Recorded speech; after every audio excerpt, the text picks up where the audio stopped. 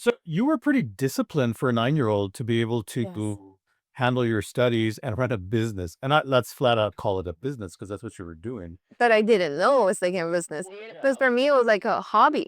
And how that turned out is, and hi Nesbit, if you're watching, hola. um, when I moved to middle school, it became so much. And whenever I wouldn't post, they would like, post now, post now. Why haven't you posted? It's been 2 hours. La la la. Why haven't you posted? Why haven't you la la? It became so like it was. I instead of enjoying it, it became like, oh my god, I'm stressing. Like I haven't posted because I'm at school. Because then, like it wasn't the same as in elementary, where I would be. I don't know. Middle school became a little more tough on me because you have more classes, you have to be rotating, all that stuff.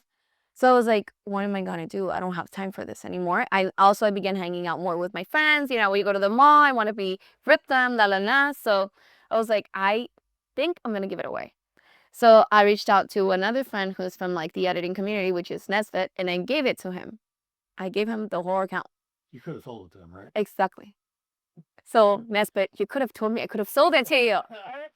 Wait, the ripple is wait, I lost a good amount of money. Exactly. When did you realize that? Oh, it was not even until okay, so this is what happened. Nesfit gave it or sold it to another guy. And then he made it his own personal account. Using your Right. face Yes. and all the hard Yeah. work you So did. he deleted everything off from me. Oh, what the reason why I gave it to him is because I wanted him to keep on posting for like keep it alive. There's a community there that wants content, all that stuff.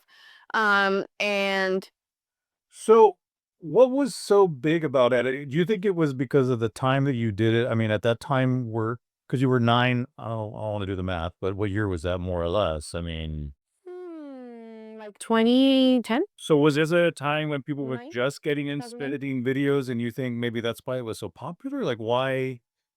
Or if you were to do that today, would it be as popular? Mm, You understand my question? Like, I think it would. But let me tell you why. I was very consistent. Like I would be posting every hour. I would be on top of it. If anyone had a question, I would be like, "Tick, tick." Like they were my number one, yeah, yeah. you know? And it was crazy because I would even like I remember when I was like a child, my mom would tell me, ya duerman, se les voy a quitar el iPod y que la la la. And she will take our devices away. Because I have a brother, he's 21, but he's not interested within the editing and all that stuff. But he would take our devices away and all that stuff, and I would go, or sometimes I would send my brother and be like, please, please, please, can you go get my iPod, please, please, please. And he would go into the monster, he would get the iPod, and then I would stay up until like 3 a.m. just like editing and having everything ready for the next day. But an iPod or an iPad? It was an iPod. I would do everything on an iPod. I didn't even know you could do that on an iPod. Like that's what so when I finally told my best friends, I was like, you guys, I have like this. I have something to tell you. Yeah.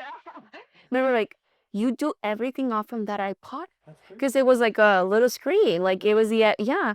And I was like, yeah. I'm like, that's all I could do. So once you got rid of it, was that it? Did you Right. never saw it again, never did anything like that again? Okay, finally, so I can get into it. The lull, did you get it? No, go ahead. Um, it's so funny because thinking about it today, they go along. And it's so crazy because You that's mean the like thing. you could have done both? Is that what No, no, no. I mean, like the editing when I was younger, and now where Instagram has evolved now, and TikTok, and the editing and videos and all that stuff, and where the media is now, like it helped me. Or without me knowing, at 9, I was already kind of like pursuing the career I wanted to do today. You know? do you ever regret giving it up? Yes, all the time. Because I'm like, I sit like that guy switched it to his own Instagram account. Yeah. Personal account. But wait, was he doing the same stuff or No, like more like personal, yeah, personal life. Like he deleted all my hard work. He deleted it all, and he made it his own personal account. So now he has like of course he has built even more following, and he posts like his stuff and all that stuff. And mhm. Okay, so I mean, a lot of people obviously know you because of your modeling, your competitive days and pageants and things like that. When did that make its way into the mix? Like, when did you start to realize, you know what, I think I want to be in front of the camera now? When did that happen? Okay, Snapchat came into play when I was in middle school, right? And I would always be okay, that I gave the account away, la la la. Snapchat came into play. I would always be like at school with the doggy filter, the surrender, like the flowers and all that stuff. I would always be like using those filters. And even my friends, I remember sometimes like, Marcela, stop it. Why are you always like taking videos of yourself all the time? And me back then, sometimes I would get hurt because I mean, I was in middle school, that's when you're so vulnerable to like other people's opinions and all that stuff. I mean, you're still trying to figure out what you like, what you don't like, who you are, and all that stuff. And they would tell me that, so I would like be like, put it away, but then put it back up again because I loved it, you know. And it's so crazy because when I was in middle school, I was kind of like already foreshadowing who I am today. I love being on camera, and back then it would be on a Snapchat filter, but today is like on bigger screens and on bigger like pageant systems as well. From there, I kind of knew I liked it. My aunts, they all saw that I loved it. Mis tías, they've always been part of like Club de Leones in Laredo, and they've done like charity nonprofit organization. Club de Leones, it's like Lions Club. Okay. It's a nonprofit organization. They've always helped the community and all that stuff. My grandpa, he was like a founder, director back then. So he always, yeah, after the Leones. So he has always like helped nonprofit organizations. He was like the director or something like that. I don't want to be wrong. So he would always be doing nonprofit organizations. And back then, they still do it, like a crowning moment. So which is like La Reina del Club de Leones, La Reina de esto, La Reina del otro. So all of my aunts have been through it, Yeah. like from my mom's side. Gotcha. My mom even went through it. So when they started seeing that I like being on cameras and all stuff, they were like, ¿por qué tú no? So that's when How old were you? I was already like 16. Oh, okay. Yeah, 17. And they signed me up for El Baile Blanco y Negro in Laredo, which I competed in. Oh, right, but that came after. Before that, I did Giovanni, but I was so young. I was like 16, 17. Yeah. Really? Yeah, that was for my first time. And same thing. Okay, well, continue. No. I did Giovanni. I was so young. I saw the casting went live on Instagram. They were posting on their socials, and I was like, okay, why not? So I submitted a random photo of myself, like just like a very casual photo and like a close-up photo of myself. And I was like, I don't even think I'm gonna get it anyway. So it was like 2 a.m. in the morning, Ruben, when I submitted my application, Giovanni is a designer. Right. It's a designer, it's an international brand. So you saw this on they were On their social media. Okay. They were opening a casting. Okay. So I was like, okay, let me send in my photos. What do I have to lose anyways? My parents didn't know this again. Que siempre habla las cosas y dice, ¿por qué no los dices? Have you done a crowning or not yet? Not yet. Okay. So then I sent them in. They were like, congratulations, Marcela, you've advanced into the second round.